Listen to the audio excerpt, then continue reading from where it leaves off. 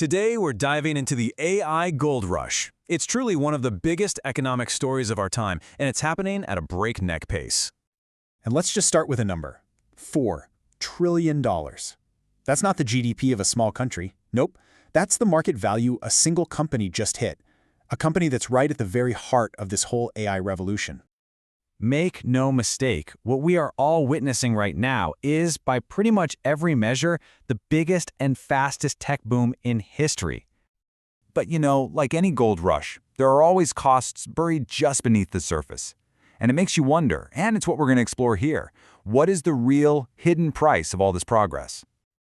So who is this $4 trillion titan? It's Nvidia. You can think of them as the ones selling all the picks and shovels in this digital gold rush. But as this source points out, their dominance isn't absolute, and their entire fortune really depends on just a few massive customers. That's a key vulnerability we're going to circle back to. And all this excitement has just lit a rocket under the entire market. I mean, the tech-heavy Nasdaq soared an incredible 28.6% in 2024. This isn't just a small ripple. It's a full-on tidal wave of money flooding into anything with AI stamped on it. At the epicenter of all this, you've got these 5 companies, basically the new tech empire. Microsoft, Amazon, Nvidia, Google, and Apple. Get this, combined, they now make up almost 30% of the entire Nasdaq 100 index. They're the ones driving this thing, and they're the ones bankrolling it. Now, what's really crucial to understand is that this boom isn't just some abstract thing happening in code and algorithms. Oh no. It's a very real, very physical build-out of infrastructure on a scale that is just mind-boggling. So how big are we talking? Well, how about $500 billion? That's the potential price tag for something called the Stargate Project. It's this massive joint venture between OpenAI, Oracle, and SoftBank, and it's all dedicated to building the gigantic data centers that AI needs to exist. This slide really shows you the spending gap. Analysts at Citi think the top 5 megatechs could pour up to $500 billion into AI infrastructure in just the next 2 years. Now look at that little bar next to it. That's the rest of the S&P 500. It's not even in the same ballpark. And that brings us to our first hidden cost. All this super-focused spending is creating a huge distortion in the economy. We're getting a two-tiered market where the giants are getting bigger and bigger, and, well, most of the smaller companies are just being left in the dust. I mean, this chart says it all, doesn't it? The S&P 500, which is powered by those tech giants, shot up with a 27% total return. But the Russell 2000, which is all small-cap stocks, it limped behind at just 13%. So much for a rising tide lifting all boats, right? And this divide, it goes even deeper than just stock performance. Take a look at how the market actually values these companies. The average big company in the S&P 500 trades at a price-to-earnings ratio of 28. For the little guys, it's below 19. That tells you the market believes big tech's future is just way, way brighter than everyone else's. As our source material puts it so well, this gap isn't just wide, it's positively cavernous. That really suggests a deep structural split is forming right in the middle of the economy.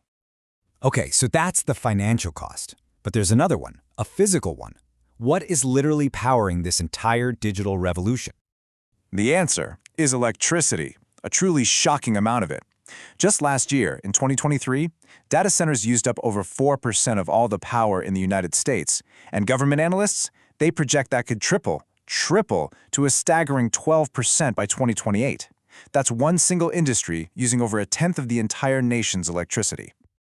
And look, this crazy demand isn't just some number on a chart. It is causing real-world fights. In places like Ohio and Virginia, there are actual battles brewing over who's going to pay for the billions in grid upgrades needed to feed these power-hungry data centers. This quote from an executive at a big utility provider, AEP, just nails the tension here. They're facing voracious demand, and they're warning that it's going to strain not just the grid's reliability, but also the wallets of regular folks like us, who could end up footing the bill for big tech's expansion. All right, time for our third hidden cost, a major flaw in the technology itself. It's something called LLM hallucination. It's basically when these powerful AI models just make stuff up. See, they're designed to predict the next word that sounds right, not to check if it's true. So they can create these beautifully written sentences that are complete and utter fiction. And here's the thing. Even with all the astronomical amounts of money being thrown at this, the problem isn't going away. As one analyst pointed out, if they haven't fixed it by now, it starts to look like a fundamentally limiting flaw. I mean, can you really build a reliable future on a technology that is, at its very core, untrustworthy? This brings us to a huge dilemma for investors. One hedge fund manager, Harris Cooperman, laid out the pretty grim financial model. So step 1, you spend billions building these data centers. Step 2, all that equipment inside gets old and loses value incredibly fast. We're talking about $40 billion a year. But step 3, the revenue you actually generate from it, only 15 to 20 billion. The math is, it's just brutal. Cooperman's conclusion couldn't be more blunt. There isn't enough revenue. There never can be. That is a stark prediction, that this massive AI build-out might just be a financial bubble that's waiting to pop. So let's just put it all together. The AI gold rush is reshaping our world with unbelievable speed and power. There's no doubt about that. But it comes with some very real costs.